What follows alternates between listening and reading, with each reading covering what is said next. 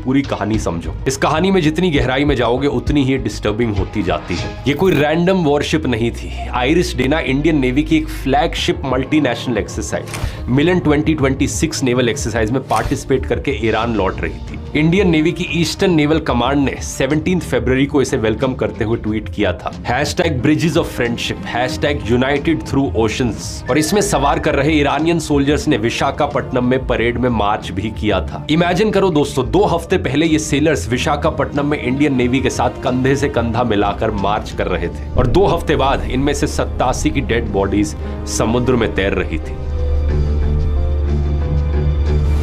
सबसे बुरी बात यह है कि अमेरिका ने इंडियन ओशन में इस जहाज को डुबा दिया और इंडियन सरकार की तरफ से इसके बारे में एक शब्द नहीं कहा गया। कुछ कहना तो छोड़ो, जब आइरिस डेना की तरफ से डिस्ट्रेस कॉल आई तो श्रीलंकन आर्मी ने उन्हें रेस्क्यू किया। इंडिया की तरफ से कोई नहीं गया। इंडिया में ईरान के एम्बेसडर मोहम्मद फतहाली ने भी कहा कि इंडिया की तरफ से ईरान को कोई मैसेज तक नहीं दिया गया है और ना कोई बातचीत हुई है।